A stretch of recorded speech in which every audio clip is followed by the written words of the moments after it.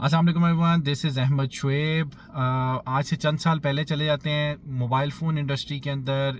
Cellular market में एक बहुत बड़े जाइंट कंपनी थी।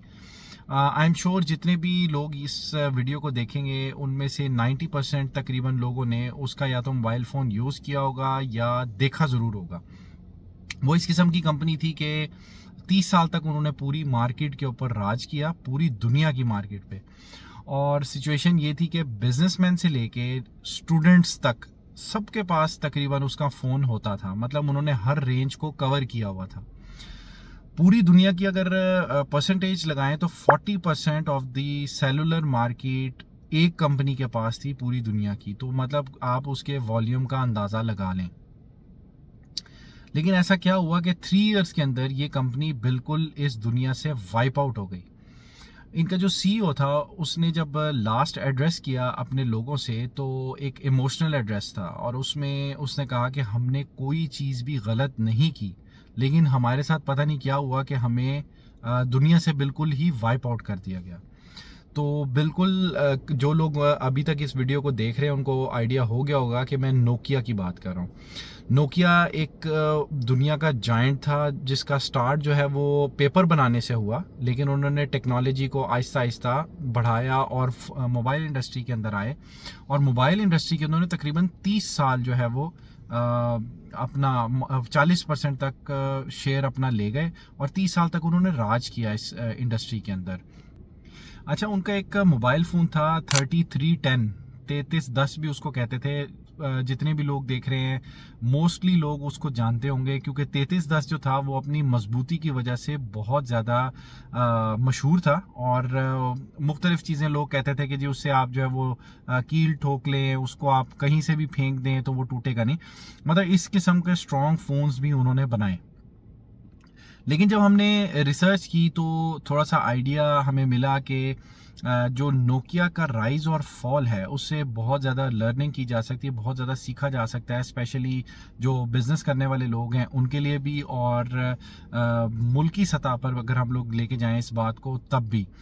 तो हमें कुछ लर्निंग्स मिलती हैं। देखें, राइज में तो हमें सबसे पहले ये पता लगता है कि जब भी आपने कोई नई टेक्नोलॉजी किसी भी चीज़ में इंट्रोड्यूस की तो आप आगे निकल जाते हैं। आज जितनी भी डेवलप्ड कंट्रीज़ हम लोग देखते हैं सबकी जो डेवलपमेंट की एक मेगा या बड़ी रीज़न है वो आपको टेक्नोलॉजी नज़र आती है। और इसी तरह जब आप फॉल देखते हैं तो नोकिया का फॉल कैसे हुआ कि उन्होंने उनका जो सिम्बियन ऑपरेटिंग सिस्टम था उन्होंने उसी को कंटिन्यू किया, जबकि जो कंपेटिटर्स थे 21st सेंचुरी के अंदर सैमसंग और आईफोन उन्होंने टच स्क्रीन भी इंट्रोड्यूस की और उसके बाद उन्होंने अपने ऑपरेटिंग सिस्टम्स इंट्रोड्यूस किए। एप्पल जो था वो iOS दे रहा था और सैमसंग जो है वो एंड्रॉयड पे शिफ्ट हो गया था। तो लेकिन नोकिया के साथ प्रॉब्लम ये था कि टेक्नोलॉजी को इन्होंने इस पॉइंट के ऊपर रेजिस्ट करना शुरू कर दिया और बहुत देर की अब टेक्नोलॉजी शिफ्ट करने में, रिसर्च एंड डेवलपमेंट को तेज़ इंट्रोड्यूस करने में।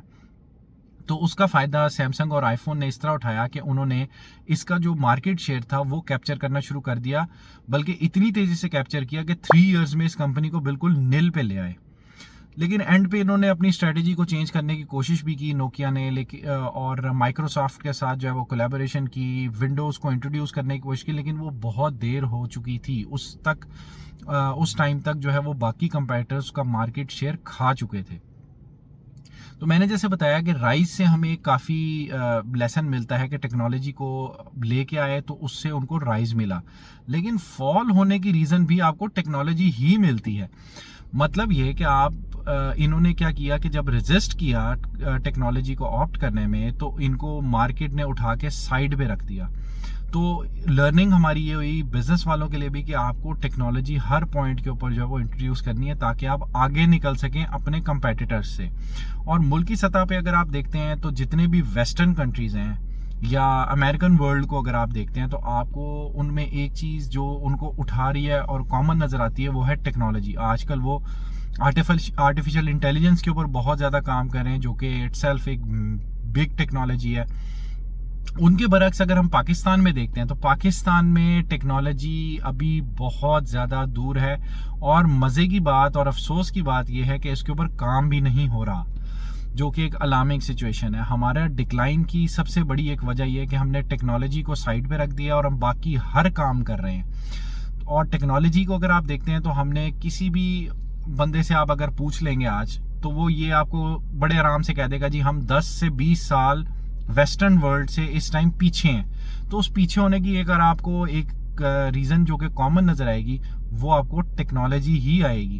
क्योंकि अब इस टाइम वो जो वेस्टर्न वर्ल्ड है और अमेरिकन वर्ल्ड है वो आर्टिफिशियल इंटेलिजेंस पे शिफ्ट हो गया हुआ है, जबकि यहाँ पे अभी सिर्फ हम लोग सिखाने में लगे हुए हैं कि जी सीख लें कैसे होगा। अभी हम सिखाना शुरू करते हैं और वो उससे नेक्स्ट स्टेप पे चले जाते हैं, बल्कि 5-6 स्टेप्स आगे चले जाते हैं। तो आज मैंने यही चीज़ आपसे शेयर करनी थी कि नोकिया का राइज एंड फॉल जो है वो हमारे लिए एक सीखने की अपॉर्चुनिटी बनता है, बहुत ज़रूरी है। आने वाले दिनों में मैं इस तरह की और भी स्टोरीज़ आपसे शेयर करूंगा और उनका मॉरल भी बताऊंगा और हम अपने से रिलेट भी करेंगे उसको। तो प्लीज़ लाइक कीजिएगा, सब्सक्राइब कीजिएगा चैनल को, ताकि आने वाली वीडियोज़ आप देख सकें। Thank you.